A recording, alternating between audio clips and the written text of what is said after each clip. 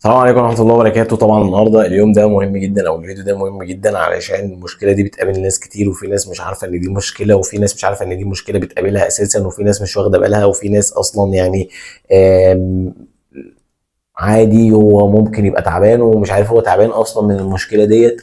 فاحنا ان شاء الله باذن الله هنجيب لكم الزتونة في الفيديو دوت باذن الله لكل طالب. تمام. اللي هو يعني بص، هتستفاد بجد، مش هقول اكتر من كده. ثقة في الله. طيب، ايه المشكله اللي بتقابلنا؟ وهي القولون. ما تفتكرش ان الحاجه يعني قولون دوت يعني مش حاجه، يعني مش، لا يعني مش حاجه تافهه او حاجه. لا، انت كطالب مثلا في ايا كان بقى، كنت ايه بقى، في اولى ثانوي، في ثانيه ثانوي، في ثالثه ثانوي، في ثالثه اعدادي، فانت بني ادم في الاول وفي الاخر زيك زي البني ادمين. تمام. فما تنساش ديت ابدا.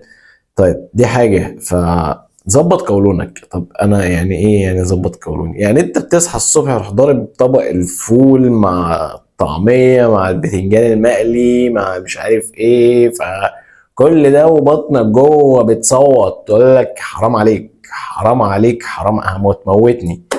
طبعا انت ممكن ما تكونش واخد بالك هو ايه اللي بيحصل، وانا عادي انا عايش حياتي، ولكن في قنبله هنا موقوته.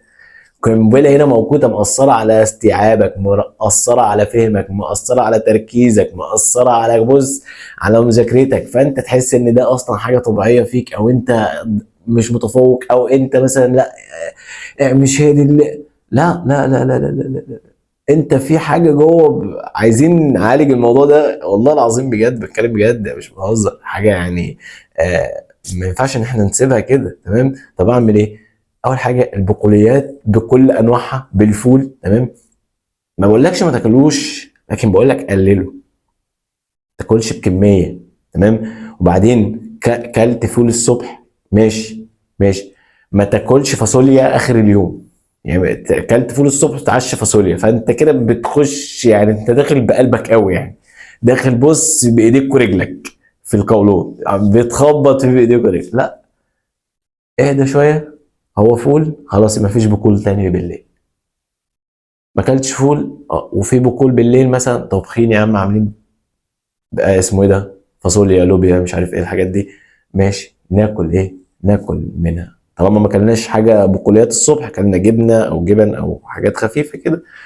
طيب، ليه؟ علشان تهدي الدنيا. كل ما الدنيا هاديه وكل ما بطنك كويسه وكده وحياتك مظبوطه من هنا، دماغك من هنا مظبوطه، استيعابك مظبوط، تركيزك مظبوط، انتاجيتك عاليه، مذاكرتك احسن وافضل.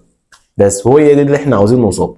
طيب، كلام جميل كلام جميل. طب هاكل ايه؟ ايه الاكل اللي ممكن اكله؟ البيض حاجه كويسه جدا. قولون والحاجات، بطاطس المهروسه حاجه كويسه جدا. القولون والدنيا كويسه وبتخلي الباب غنوج.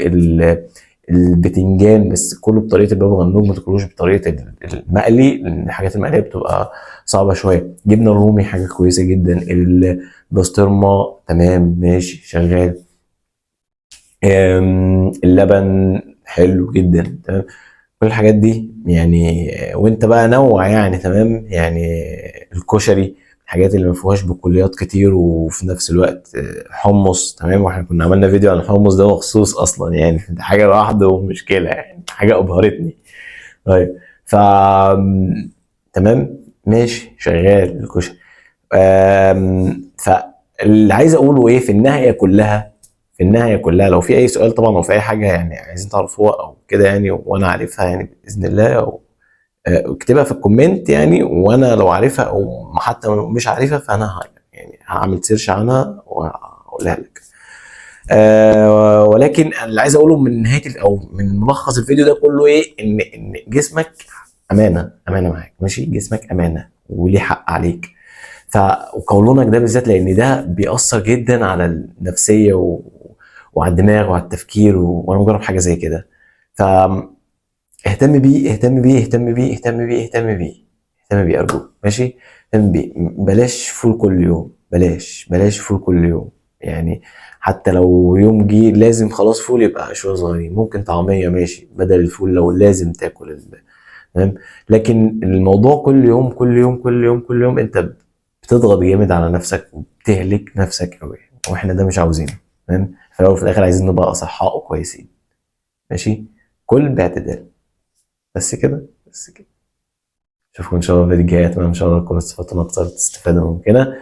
كان معكم حمدي، دمتم في رعايه الله. سلام.